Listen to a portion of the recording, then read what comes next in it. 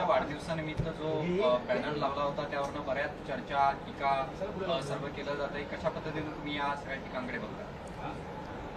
ते खरं अतिशय चुकीचं काम आमच्या कार्यकर्त्यांनी त्या ठिकाणी केलेलं आहे. मी इतक्या वर्षापासून 35 वर्षापासून मी या ठिकाणी आमदार आहे. मी 3 टर्म झाले मंत्री आहे, पण मी माझा वाढदिवस कधीही साजरा करत नाही. मी 2 दिवस आधी सगळ्यांना सांगून येतो, वर्तमानपत्रातूनही कळवतो बाबा मला कोणी भेटायला येऊ नये, कोणी बुके आणू नये. मी कधी केक कापला नाही आणि मी 2 दिवस माझा फोनही बंद ठेवतो.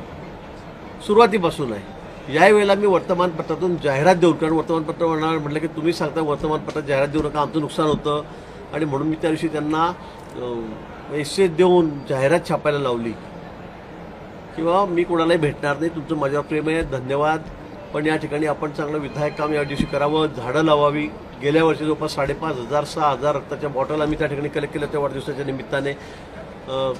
आपल्याला कुठल्याही बुकेवर केकवर खर्च न करता या ठिकाणी आपण मुख्यमंत्री सहायता निधीमध्ये तसा चेक दिला तरी चालेल, असं आव्हान मी यावेळेला सुद्धा वर्तमानपत्रातून 2 दिवस आधी छापून केलेलं होतं, सोशल मीडियावर केलेलं होतं. पण एका हौशी कार्यकर्त्याने त्या दिवशी, म्हणजे मी तर 2 दिवस बाहेर निघून गेलेलो होतो, थांबतच नाही मतदारसंघात जिल्ह्यात, आणि त्या एका हौशी कार्यकर्त्यांनी 66 फुटाचं पॅनर हे त्या ठिकाणी जळगावमध्ये एका ग्राउंडवर त्या ठिकाणी बनवलं. ते मला वाढदिवसाच्या दिवशीच कळालं. म्हणजे अतिशय चूक आहे. मी त्याच्यावर खूप चिडलो, मी त्याला खूप रागवलो की तू असं का केलं. तर त्याचं फार अतिशय जास्त, मला वाटतं बस जास्त प्रेम माझ्यावर असेल की काय, पण त्यांनी ही चूक त्या ठिकाणी केली. मला ते अजिबात आवडलेलं नाही. माझ्या मतदारसंघामध्ये सुद्धा मी एकही पोस्टर बोर्ड या ठिकाणी लावून देत नाही, कधी लावून देत नाही. म्हणजे सगळ्यांना माहिती जिल्हाभरामध्ये, पण त्यांनी ते केलेलं आहे, ते मलाही आवडलेलं नाही. मी त्याची खूप कान उघडली त्या संदर्भामध्ये केलेली आहे. माजी राज्यमंत्री सुबोध सावजी यांनी अशी मागणी केली की देशावरती आर्थिक संकट आहे, त्यामुळे आजी माजी खासदारांचं मानधन हे 1 वर्षासाठी गोठवण्यात यावं असं त्यांनी मागणी केली. नाही, हा ऐच्छिक प्रश्न आहे. ज्या ज्या वेळेला असा प्रसंग येतो, अशी परिस्थिती येते, त्यावेळेला आपण स्वतःहून असे निर्णय घेत असतो. काही लोकांनी तसे निर्णय घेतलेलेही आहेत, आणि फार तशी परिस्थिती येईल तर सरकारच्या बाबतीमध्ये विचार करेल. भाऊ, एकीकडे पंतप्रधान मोदी हे काटकसरीचा सल्ला देत आहेत, पण पेट्रोल डिझेल टंचाईच्या भीतीने अनेक जिल्ह्यांमध्ये आता पेट्रोल पंपवरती गर्दी होताना पाहायला मिळते, काही ठिकाणी हाणामारी होते. तर या संदर्भात महाराष्ट्र सरकार काय उपाययोजना करण्यासंदर्भात आज काय बैठकीत बोलणं झालं? खरं म्हणजे लोक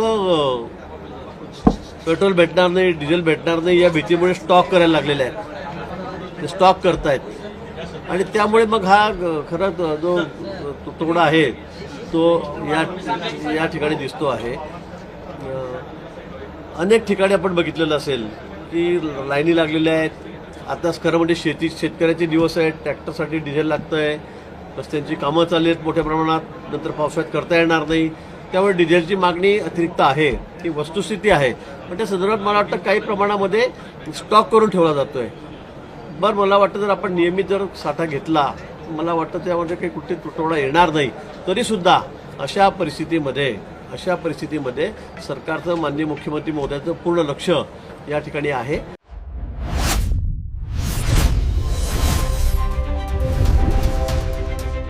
महासागर न्यूज.